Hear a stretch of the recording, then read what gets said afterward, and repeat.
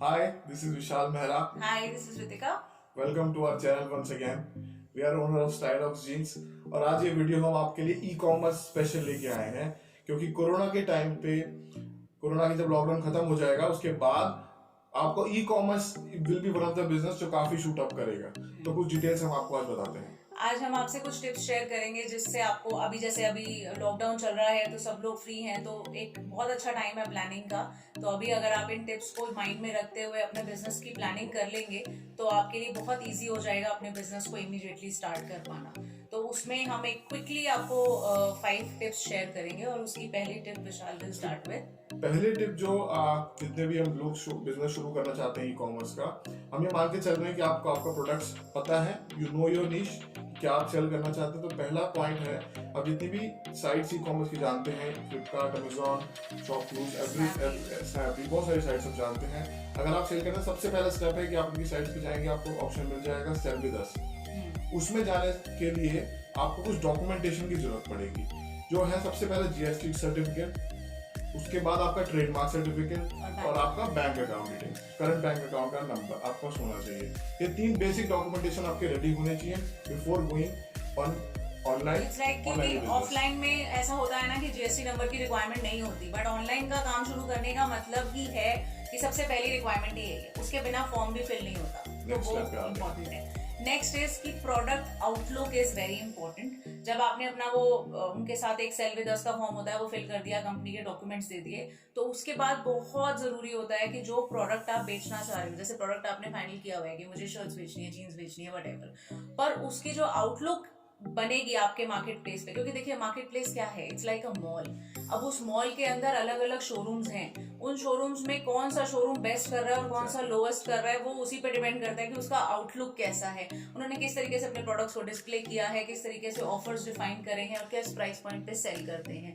वही आपको make sure करना है कि ऑनलाइन में जब प्रोडक्ट बिक रहा है तो वो वेल मेंटेन्ड उसकी लिस्टिंग हो, कि वो प्रोडक्ट साफ सुथरे तरीके से दिख रहा हो कि हाँ इसमें ये मिलेगा, उसकी इमेज सुपर क्लासिक हो, इमेज में ही उसकी मतलब इमेज की जो क्वालिटी होती है वो इतनी बढ़िया हो कि इमेज में ही प्रोडक्ट एक वाव फैक्टर दे रहा हो। तो वो प्रोडक्ट का जो ओवरऑल आउटलुक होता है उसी पर डिपेंड करेगा कि कस्टमर आपका प्रोडक्ट देखेगा या नहीं देखेगा। तीसरा पॉइंट प्राइस पॉइंट होता है। प्राइस पॉइंट मतलब कि आपको जो भी प्रोडक्ट आप सेल कर रहे हैं, आप पहले उसकी स्टडी कीजिए, क्या आपके कॉम्पिटिटर्स सेल कर रहे हैं, किस प्राइस पॉइंट पे सेल कर रहे हैं, क्या आपका प्राइस ब्रैकेट है, आपको कितना मार्जिन बचेगा। क्योंकि ऐसा भी कई लोग करते हैं कि आपने सीधा डाल दिया, सेल नहीं आ रही है, क्योंकि आपने अपने कॉम्पिटिटर्स को एनालाइज ही नहीं किया कि क्या प्राइस, आपको नहीं पता है कि वो क्या प्राइस पॉइंट में बेच रहे हैं, क्या मार्जिन रख रहे हैं, क्या सोर्सिंग है उनकी। तो आप सबसे जरूरी है कि पहले रिसर्च करके अपना प्राइस पॉइंट सेंसिटिव करें, अपने प्राइस पॉइंट को डिसाइड करें कि मुझे ये प्रोडक्ट इस प्राइस पे लेके आना है। अगर वो हाई प्राइस पे ऑलरेडी है आपके पास, तो कुछ ऐसे प्रोडक्ट लाइए जो लो प्राइस में अवेलेबल हो।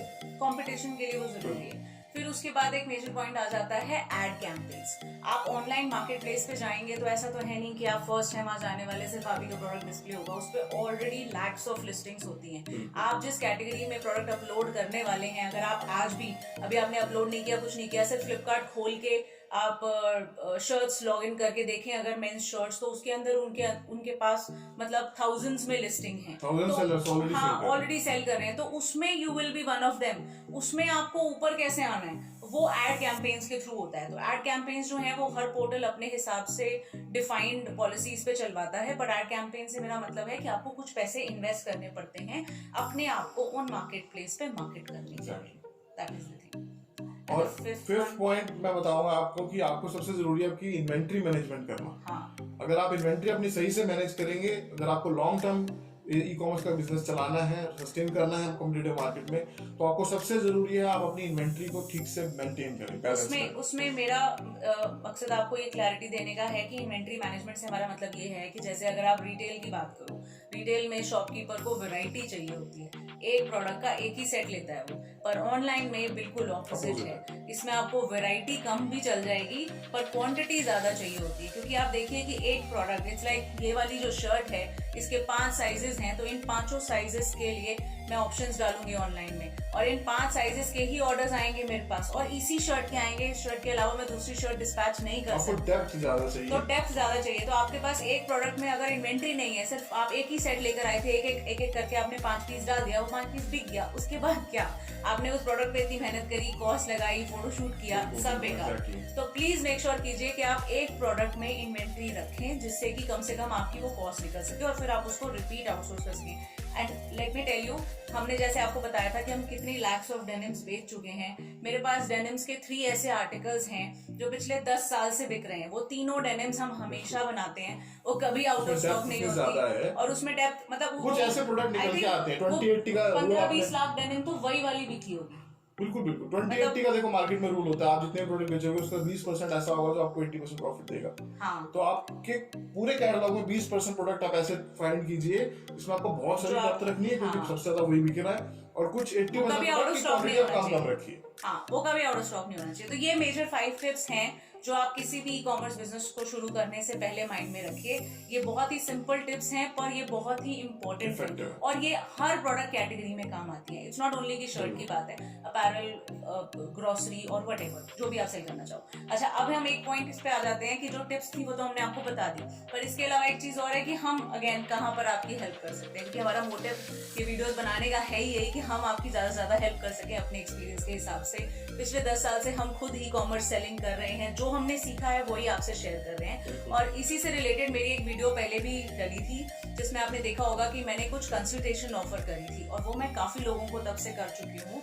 वहां पे क्या है कि स्टाइलॉक्स में हम आपको वो कंसल्टेशन ऑफर करते हैं एक नॉमिनल सी फीस चार्ज करके, जिसमें हम आपको ई कॉमर्स बिजनेस की पूरी टिप्स देते हैं। बहुत सारी वीडियोस आपको मिल जाएंगी, अभी यूट्यूब पे हमने देखा भी लेटेस्ट में बहुत सारे लोग हैं जो आपको अकाउंट मैनेजमेंट सर्विसेज ऑफर करते हैं और बताते हैं कि ई कॉमर्स में कैसे सेल करना है, पर कोई भी आपको एक्चुअली में ये नहीं बता रहा है कि ई कॉमर्स का बिजनेस आपके लिए है या नहीं, are you the right person और नॉट, और दूसरी बात कि उसको सस्टेन कैसे करना है। हर बंदा घर से काम शुरू करना चाहता है ई कॉमर्स का, बट उसको ये नहीं पता कि वो चलेगा कि नहीं चलेगा। और शुरू तो आपने बहुत सुना होगा कि इतने लोगों ने शुरू कर दिया, घर से बैठ के वो भी ई कॉमर्स कर रहा है, वो भी घर से सेल कर रहा है ऑनलाइन, बट कितने चल पा रहे हैं, कितना प्रॉफिट कमा रहे हैं, कितने बंद हो गए, वो किसी को नहीं पता। उसकी नॉलेज हम आपको इस कोर्स में देंगे। कुछ 5 छोटी-छोटी बातें आपको डिटेल में समरी में बता देते हैं जो आपको देंगे। पॉइंट्स हैं कि जिसपे हम कंसिडरेशन देंगे, उसमें सबसे पहला पॉइंट यही है कि आपको क्या सेल करना चाहिए, वो हम आपको गाइड करते हैं। दूसरी बात कि आपके लिए कौन सा सूटेबल प्लेटफॉर्म है, क्योंकि ओपन मार्केट प्लेसेस भी बहुत सारे हैं कैटेगरी वाइज, तो वो हम आपको सजेस्ट करते हैं। तीसरा हो जाता है कि आपकी जो भी रिक्वायर्ड डॉक्यूमेंट्स रहेंगे वो क्या क्या होने चाहिए, अगर आपको रजिस्ट्रेशन करवानी है तो वो भी हम करवा के दे सकते हैं। उसके बाद आ जाता है कि आपको क्या प्राइस पॉइंट के प्रोडक्ट सोर्स करने चाहिए, क्योंकि अगर आपकी सोर्सिंग सही होगी तभी आपका प्रोडक्ट बिकेगा। अगर आप मैन्युफैक्चरर हो तब भी आपको वो प्रोडक्ट प्राइस पॉइंट का बनाना पड़ेगा। ऑनलाइन की मार्केट बहुत अलग है रिटेल से, तो प्राइस पॉइंट बहुत मैटर करता है और क्या मार्जिन आप एक्सपेक्ट कर सकते हो ये आपको एडवांस में पता होगा तो आप बेटर प्लान कर पाओगे। और लास्ट सबसे मोस्ट इम्पोर्टेंट है कि हम आपको कुछ ऐसी टिप्स अपने 10 साल के एक्सपीरियंस से देंगे जिससे कि आप बिग लॉसेस को सेव कर पाओगे, कम कर पाओगे, क्योंकि ऑनलाइन के बारे में ये कोई नहीं बताता कि उसमें कितने सारे हिडन लॉसेस हैं। इस वीडियो को अभी हम डिटेल में नहीं बता रहे हैं, आपको और डिटेल जानने के लिए आप डिस्क्रिप्शन बॉक्स में इसकी डिटेल्स आपको मिल जाएंगी, कॉन्टैक्ट नंबर आपको मिल जाएंगे, उसमें देखिए और उसमें जो भी आपको डिटेल जाननी है उसमें आपको और डिटेल्स हम प्रोवाइड कराएंगे। Thank you.